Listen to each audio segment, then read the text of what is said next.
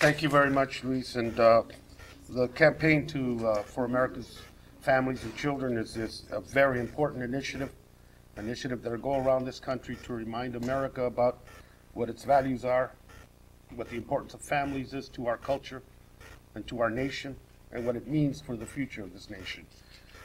We had an ad hoc hearing, and an 11-year-old young boy, Mateo, got up, and I want to read his statement at that hearing because I think it's reflective, not exclusive of just Mateo, but many, many families, including the families that are here today. Mateo said, "I am always worried when my family leaves the house, that something might happen to them.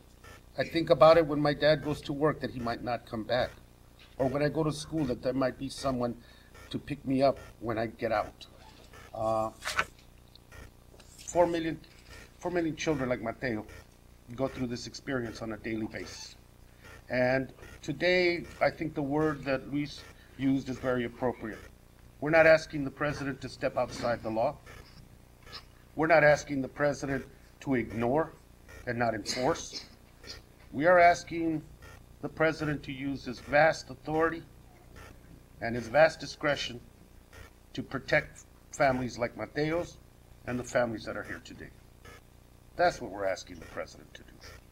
Not to step out of any bounds, but to respect the agonies and the frustrations that these families are going through. And during this campaign to protect families and children that'll go on across the nation, that is the message. To urge, to openly discuss, and to let America look at the faces of its neighbors, the people that work in our stores, in our factories, of the children that go to our schools, and to take a moment to reflect that instead of demonizing people, we should be about integrating them into our society and about making them whole. This campaign is vital and important, not just to remind our nation of what's at stake, but to remind our leadership about what they can do and the possibilities for their discretion and authority to relieve the pain, the suffering, and the anguish of many, many families in this country. And we thank Luis for the initiative, and I hope to join him as we go along. Thank you so much.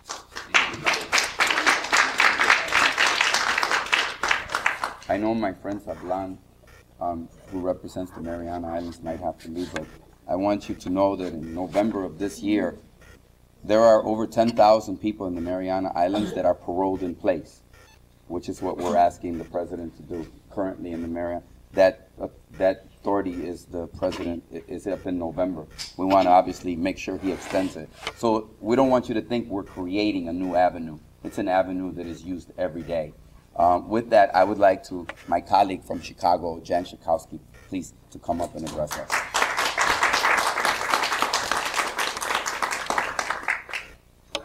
Luis Gutierrez is a true hero on behalf of so many people who are Americans or aspire to be American citizens and who live their lives here.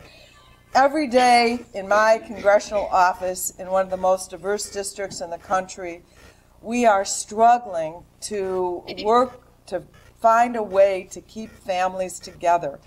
Families who want nothing more than everyone wants, to be able to have their children go to school and go to college and to work hard and to live out the American dream.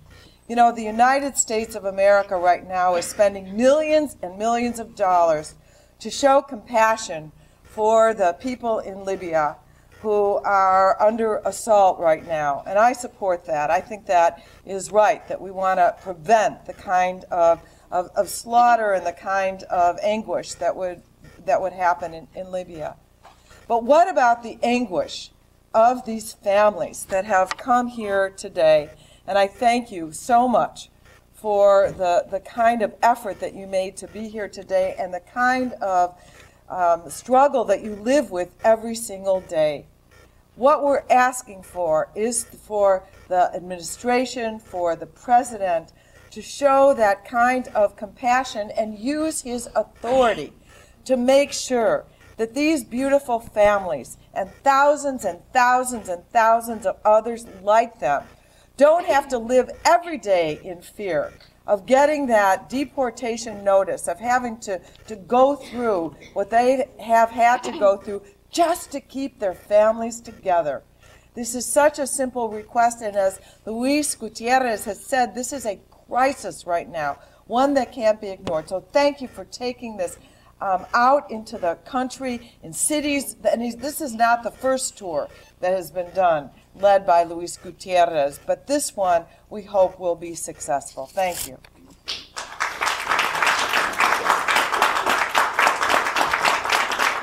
We have two very important allies in this fight and struggle, and I'm so happy that they made time in their very busy schedules to be here.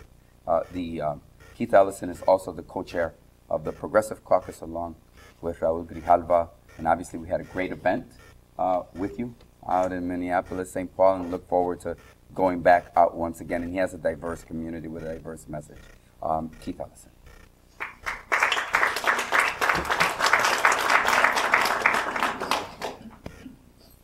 You know, some politicians feel that they're being pressured to do one thing or another. Pressure implies that you got a force over here and a force on the other side, and you feel the heat as both forces descend upon you. But if on the one side is all you have to do is do the right thing, then the pressure you feel is the pressure you impose on yourself. Do the right thing. Don't take away the kids. Don't take away the parents. Keep the families together. People should be together. And I want to let you know one thing. If there's one kid who needs to be in college, it's that kid.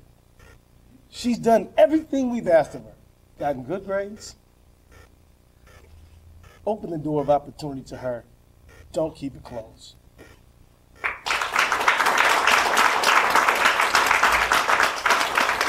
I thank the Congressman for reminding us. Now to close out, we had a wonderful activity in a church right at the beginning of last year, Congresswoman Judy Chu. And the people were there, and she's been like a just breath of fresh air, I know, for all of us.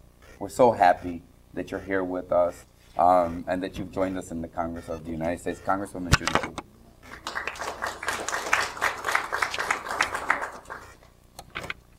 I'm Judy Chu, chair of the Congressional Asian Pacific Caucus, and we have voted as a caucus to endorse this effort.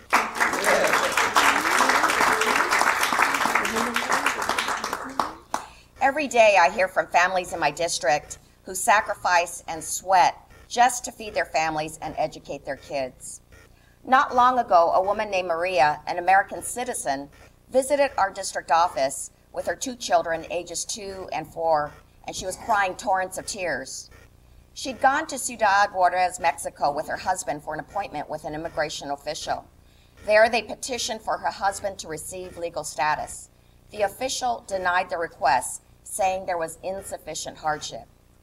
It's now been well over a year since Maria's husband was left stranded in Ciudad Juarez.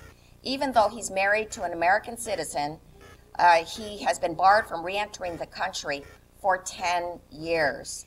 The penalty of a law passed by Congress in the 1990s to make it tougher for undocumented immigrants to acquire legal status through marriage. Since their family was torn apart, Maria was forced to do a short sale on her house because she couldn't keep up with the mortgage payments without her husband's income. Her children wake up in the middle of the night crying for their father. Now I ask, does that sound like insufficient hardship to you? Does going to Ciudad Juarez, where the excessive violence has caused the State Department to offer consulate personnel 20% hardship pay to serve there, is that right? Well, we need an administrative redefinition of extreme hardship, and we need to protect immigrants with deep family ties from being ripped away from their loved ones. The cruel and needless deportations need to stop. Let's keep families together.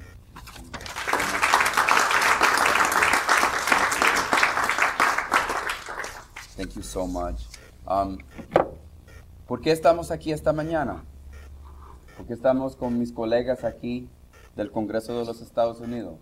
Número uno, quisiera pedirle a ustedes, por favor, que se han reunido aquí, Un momento de aplauso para estos congresistas que han hecho un acto de solidaridad con nosotros aquí esta mañana. Thank you so much for being here this morning with us.